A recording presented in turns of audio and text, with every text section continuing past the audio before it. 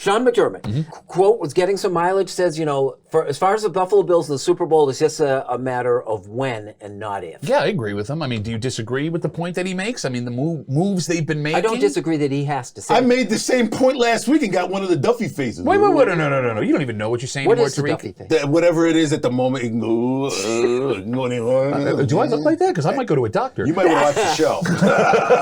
No, look, as long as you have Josh Allen on your team, I believe, whether it's McDermott, the head coach, or anybody else, it's not if but when. That kid is going to win a Super Bowl, right? Like, there are only a handful of quarterbacks, maybe 2 or 3, that should have won Super Bowls in NFL history that didn't. You could put Marino up there. Elway was almost that guy. Josh Allen has the talent to be able to win a Super Bowl with whoever is around him if it breaks his way at some point, which odds are it has to at some point. Well, I mean, he plays a huge role in that as the head coach of that. And I don't deny anything that you said about Allen and the ability to go to the Super Bowl and actually win the Super Bowl. It's the win part. And literally that door is starting to close. And let's be honest about Brandon Beane.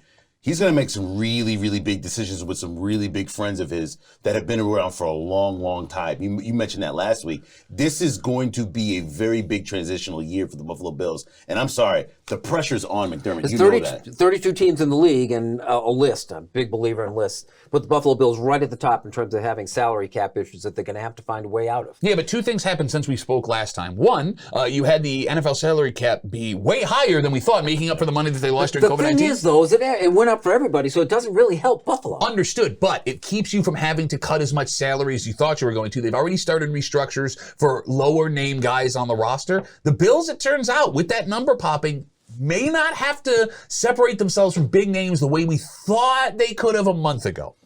Don't you find it just a little unusual that these conversations and discussions are going on at a combine to replace the players that you probably will lose during the offseason? Well, but that happens every single year, right? I mean, there's going to be cuts pre-June 1st that we're shocked by just straight up, period. I mean, look, Tre'Davious White is the biggest question, right? Bill's corner, he's coming off his 2nd major lower body injury. He's McDermott's first ever draft pick. Do you bring him back right now? I want to. See, there's the want and the can you.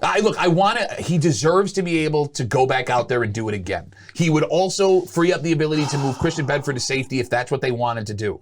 I would also understand if they decided to move on from him to save that money, but it would break my heart. 2 things really concern me. The first is Kansas City survived their issues, the salary cap issues, the last couple of years, and all they did was win a Super Bowl. And the other thing is you got teams like the Chargers. There's still this constant influx of talent into the AFC that just makes it tougher. Did you say the Chargers? Yeah. The Chargers have been the team of the future for the last 5 years. But really? They never had head coach, new vision now. Okay, last week they had Khalil Mack and Bosa. Look at that defense. It's terrifying. And the year before that, look at Justin Herbert. With a coach we knew who couldn't coach. Come on, that's but a little different. But here's the thing, no, we didn't because he got to take his job back. I will be scared of the Chargers when the Chargers actually do something. Like, I don't know, win a playoff game. Until then, they're irrelevant. They are irrelevant until they do something. I think it's an if. To me, it's a numbers game. To me, it's not a when. It's an if over when because the numbers are tough. What do you got when you look at Josh Allen? What do you get? 6, which is long. 6 prime years left of Allen. That's a ton of time. It is, but 6.